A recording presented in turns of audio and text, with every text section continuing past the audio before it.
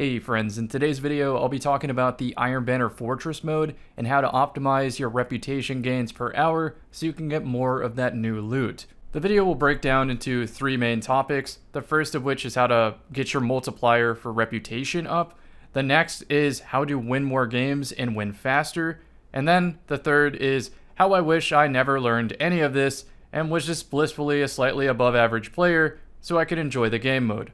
It's partly due to the game mode itself, and partly to team balancing, but I'll save that rant for the end of the video. So already firing off in the background is the tip to improve the multiplier. Make sure you have Iron Banner Transmog armor equipped, as well as an Iron Banner emblem, and if you're using an exotic armor piece, use an Iron Banner weapon.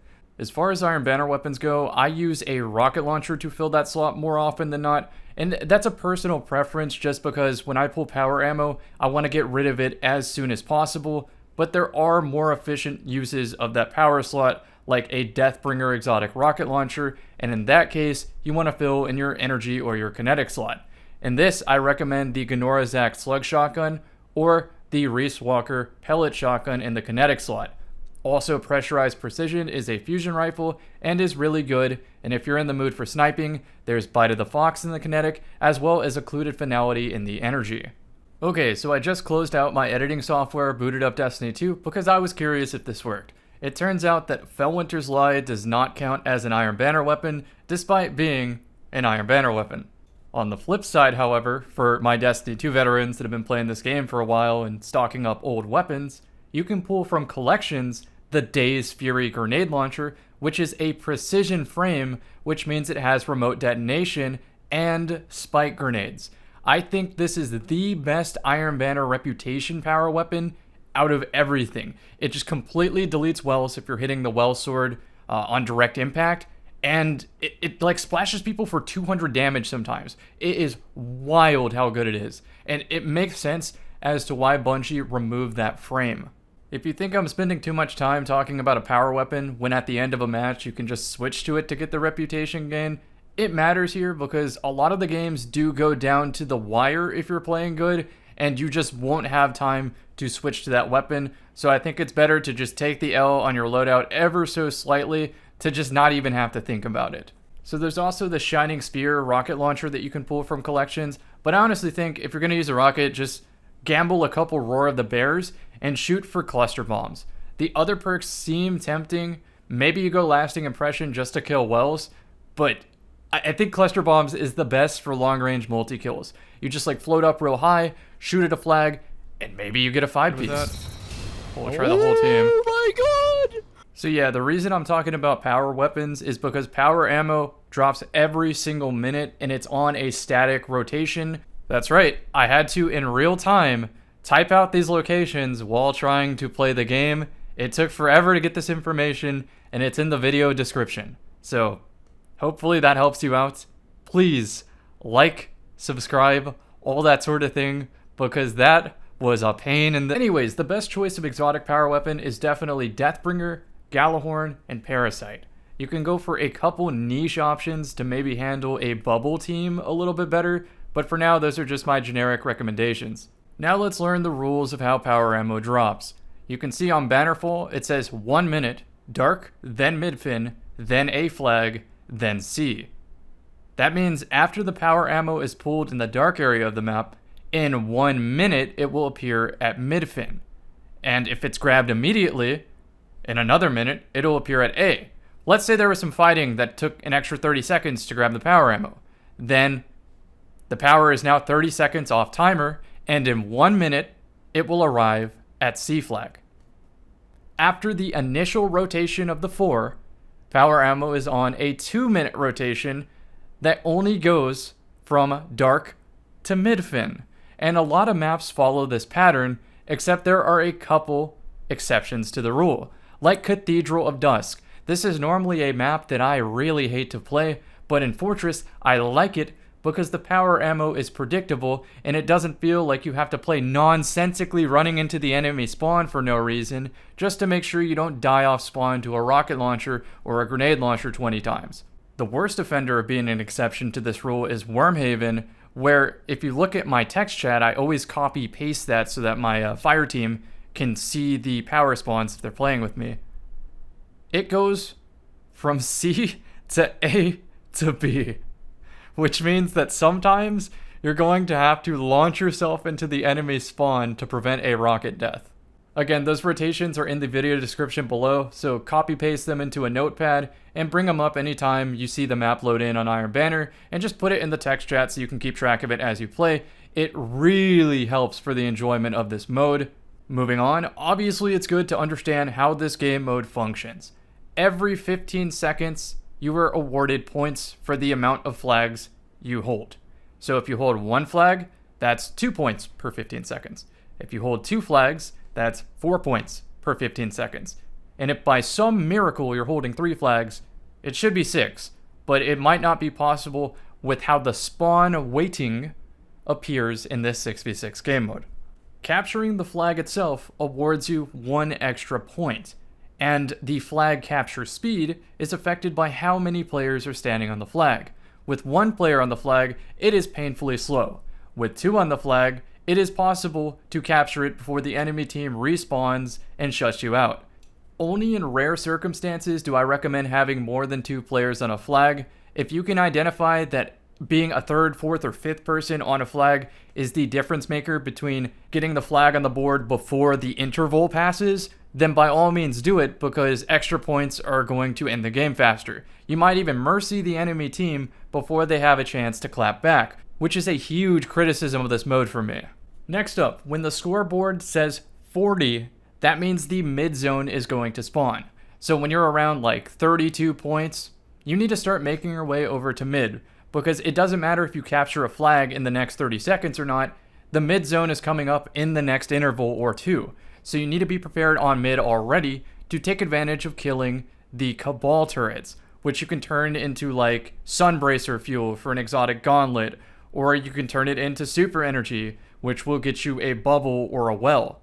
And having the first super at the first midpoint reset can quite literally snowball the game mode and mercy the enemy team.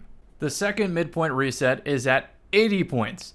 So when you're around the 70 point mark, start heading over to mid and setting up again. Now, I'm not recommending this for solo play, by the way, because of just how volatile your random teammates can be.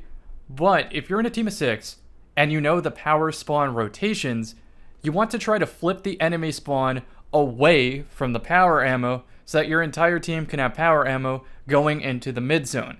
And it might even be worth having one of your teammates hang back and just play their life and hold a rocket launcher for after that midpoint reset is done, assuming you have bubbles and wells first and they just can't answer them. Speaking of bubbles and wells, have I mentioned bubbles and wells? They are broken. Use them if you want to win. It is borderline required if you are solo queuing and are a good player. You will lose every single match if you are not using those supers. I'm not exaggerating. They're broken.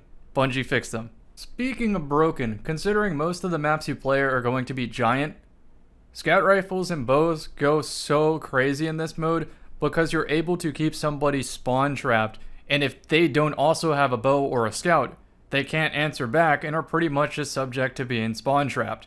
You would think that because they're long-range weapons, they would have some inherent weakness, but there's nothing that says you can't use Jade Rabbit up close, and there's certainly nothing that says you can't use a bow up close. And you might be thinking, oh, someone's just going to rush you and have awkward timing, and you're not going to be able to use the... You're just going to throw a rope dart at them. You're just going to throw your melee at them. You're just going to switch to a grenade launcher and clean up. You're just going to switch to a hand cannon and clean up. Your teammate's going to clean them up. Bows are broken. I don't want to hear the excuses. I'm just bringing this up because if you want more wins, use the better weapon, and I think the bow is the best weapon for this mode. So much so that if I see a competent bow player on the enemy team, it forces my hand. I have to throw one on too, because I can't pressure them unless I'm also hitting them for over 100 damage per peak. So now let's put it all together, right? We understand how the game mode functions, we understand how to be ahead of the power ammo spawns and to use it, and we understand what the meta is. Bubbles, wells, and very high impact weapons that have range. So do with that what you will. I don't think I'm going to solo queue this anymore. This is the part of the video where it starts shifting to a rant about Fortress. Half of the game mode, half of the lobby balancing, and half of that is still SPMM. So my main complaint of the mode is 6v6 in the spawn waiting. Basically, the more you play, the more you want to improve, the more you want to understand what's happening in the scenarios in front of you. And when you watch back a VOD or something, you want to know what you could have done to play better, to win more, that type of thing. But because of the chaotic and random nature of this game mode, you're just not going to be given that. And although it's not eruption, the more you understand this game mode, in my opinion, the less fun you will have because of just how frustrating it is to be team balanced. Skill-based matchmaking tries to find opponents of a similar skill level, but because it needs to search within a given amount of time, it starts backfilling with lesser skilled players on your team to equalize what would be average players on the enemy team, and it considers it a fair match, except they don't understand, no offense, multiplying by 0 is still 0. It is abundantly clear and evident that if your teammates don't understand the mode, if they're not good at FPS to begin with, and you're playing above average to really good players and you are alone by yourself, you will never win. I have had moments, every single match, I'm getting close to 40 kills dropped and the most time on the zone, and I am saying to my Twitch chat, after 20 seconds to 40 seconds have passed, where is my team? Like, I'm blown away. I'm thinking about it. What could my team possibly be doing in that interval of time to not assist me in any way? It is the most frustrating thing, and for that, I'm just not playing it anymore. The loot's not worth it. Because this SBMM lobby balance thing is such a common trend, you will identify that you have a weak team very early on, and it puts undue pressure to play beyond perfect and make hero plays really early in the game, because if you don't make that risk, you have essentially accepted that you will not ever win. Don't get me wrong, I do like objective game modes, I just don't think the skill-based matchmaking in this regard is strict enough to make it playable. And trust me, I like objective mode. Some of my favorite moments in Destiny history are popping off in an objective mode and making a heads-up play, while also doing good FPS things at the same time. Ultimately, the reality of a high-skill Iron Banner player is that you are always going to get team balance, so even if you do bring the best of the best gear with strategies and you understand how the game mode works, it's just not enough. And you are going to spend more time in the spawn screen, you're going to spend more time in the queue than you are playing the game and using what you consider fun. Now, to contrast the yin to the yang here, let's say that I am in a team of 6. Fireteam matchmaking is amazing, but I will say the disparity between teams, skill-wise, it's not really close enough yet. And of course, you always have to weigh that with matchmaking queue times, but what essentially happens is if we play with intent, we run out of opponents. They just start leaving the match, they don't want the rep, they don't want the participation trophy, and we're all left in another 10-minute queue. So I have to tell my friends to self-referee and take a loss from time to time, because otherwise, we just can't even play the game. And I think that's really, really shitty from a creation standpoint. Unfortunately, the reality of this is it doesn't matter what I like or what I want. What matters is the population number. And if I have to eat shit so that other people enjoy Iron Banner, then so be it.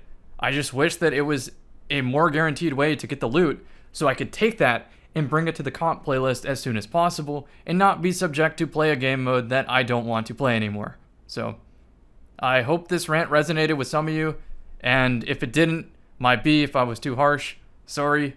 I'll try to do better in the next one.